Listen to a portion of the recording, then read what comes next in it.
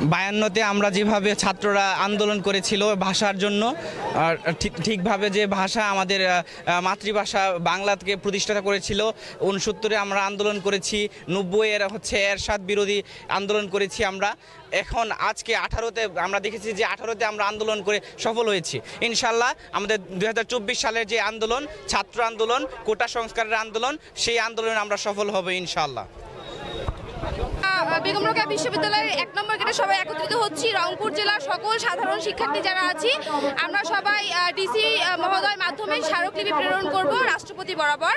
এবং আমাদের আজকের দাবির যে মূল কথা সেটা হচ্ছে সকল ধরনের সরকারি চাকরির ক্ষেত্রে সর্বোচ্চ 5% যে কোটা সেটা বহাল রাখা। এবং এই জন্য আমরা প্রথমে মডার্ন মোড়ে গিয়ে আমরা একটা সমাবেশ করব এবং আমরা অবশ্যই জনদুর্ভোগের কথাটা মাথায় রাখবো আজকে যাতে জনদুর্ভোগ না হয়, এবং এরপরে আমরা ডিসি অফিস বরাবর আমরা যাত্রা করব।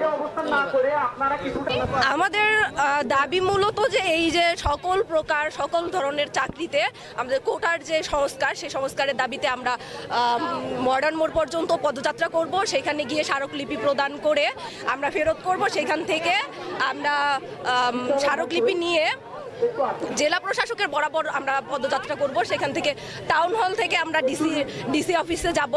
আর আজকে যেহেতু পরীক্ষা আছে, সেই বিষয়টি আমরা মাথায় রেখে যানজটে সেরকম একটা সমস্যা আমরা করব না।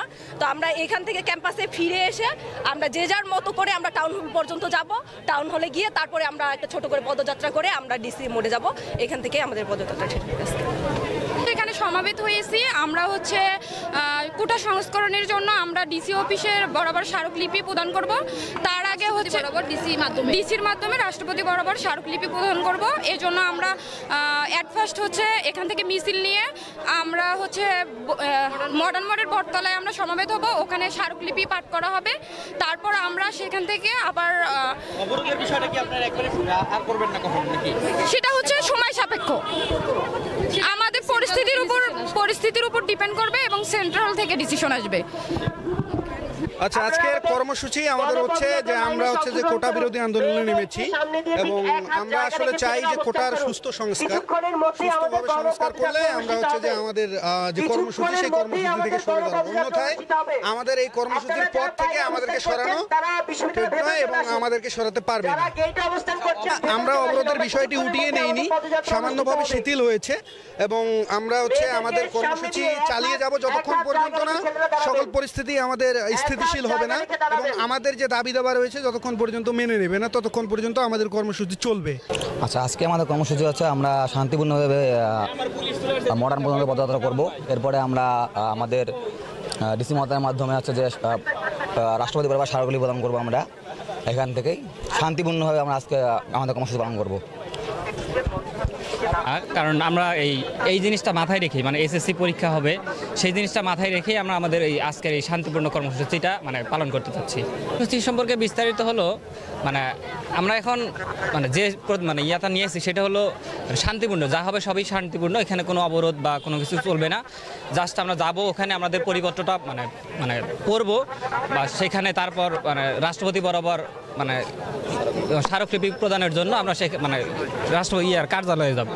এইচএসসি পরীক্ষা মাথায় রেখে আমাদের যে কার্যক্রম সেটা 11টায় রাখা হয়েছে এবং পরীক্ষা শেষ হওয়ার আগে আমরা আমাদের কার্যক্রম শেষ করে দেব এবং শান্তিপূর্ণভাবে শেষ করব। আর জনদুর্ভোগ এড়ানোর সর্বোচ্চ চেষ্টা করব। জনদুর্ভোগ ছাড়াই আমাদের শান্তিপূর্ণ যে কার্যক্রম, কোটা সংস্কারের যে কার্যক্রম, আমরা এটা সমাধান করব ইনশাআল্লাহ।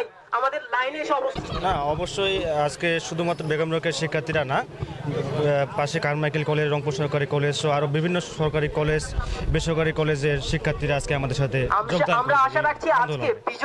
আমাদের পদযাত্রা।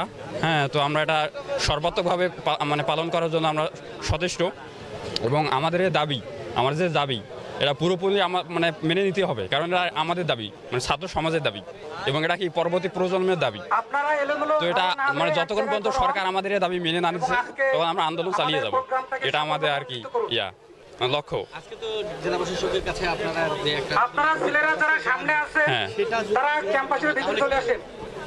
এখন তো পরবর্তীতে আমাদের ভাইয়েরা যা সিদ্ধান্ত নেবে আমরা সেটা আর কি পালন করার চেষ্টা করব।